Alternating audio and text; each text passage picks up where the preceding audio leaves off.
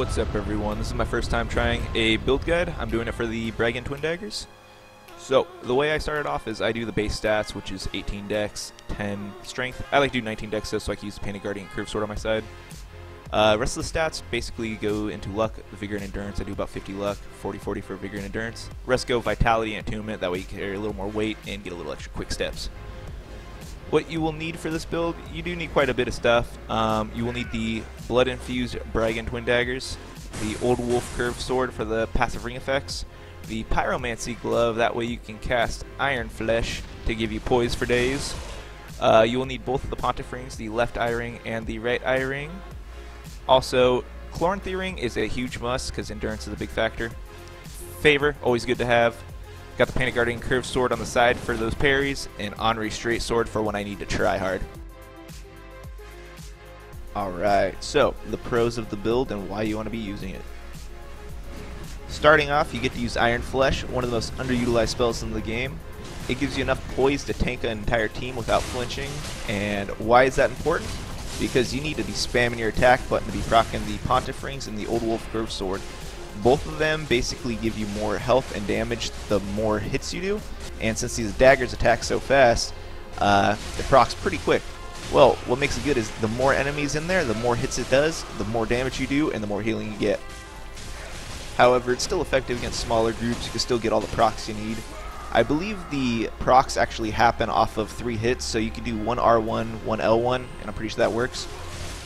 Also, this build is very strong against people who like to hide behind their shields. Bleed will keep on proccing, and you can just keep on spamming, and hopefully you can get a guard breaking or a post. Now, Quick Step is one of the most broken weapon arts in the game, and I absolutely love it. You can cancel your R1 animation with the Quick Step. So anybody that has a slow weapon, you could throw R1, Quick Step, and they can't really do too much about it unless they really time it right, but most of the time they don't.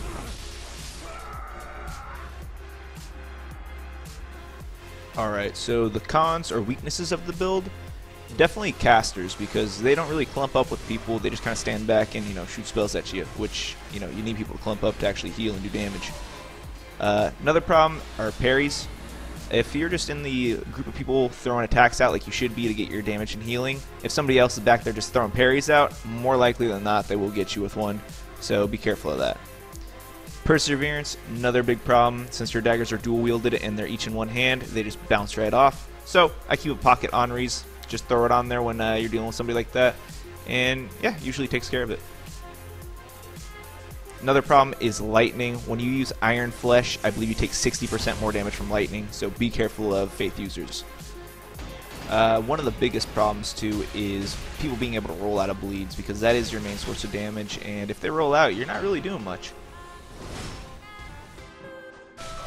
Finally, backstabs, yeah, they are a weakness, but at the same time, Iron Flesh reduces the damage you take. And the good thing is, since it's such a long animation, you actually get all your endurance back. So if you can reset the fight and get them back in a corner, sometimes you can turn it back around.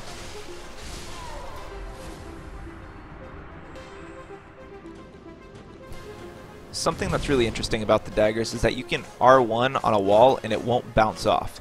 The L2, on the other hand, will. The reason this is important is you can actually get people trapped into corners, and since the range of the daggers are so low, you basically can walk into them and use your body to body block them and just hold them there. And since they attack fast, a lot of the times they can't really attack faster than you, and even if they do, a lot of the times they'll hit the wall while your R1 safely just kind of swing through it, so give it a try. A little side note too is you can attack something that's been recently killed, and sometimes it will still heal you. Now, this is not the best example of it, but you can poise chug after you cast Iron Flesh, where you can basically just use your Estus through whatever attacks. Now, an important part of playing this build is you need people to fight where you want them to. So I lured them to a little cliff right here, or a little drop. That way they thought, oh no, he's trapped. But haha, joke's on you. You guys were the ones that were trapped. Once again, I can't stress enough, the positioning is the most important part of the build. Managing to get people into small, hallways, bottom of staircases is really important. And the problem too is you got to keep them on the same side as you're attacking. Sometimes they'll work behind you and you're still swinging at nothing or at one person, and boom, you're dead because you're not getting any healing or anything. So make sure you actually have everyone on the correct side of you.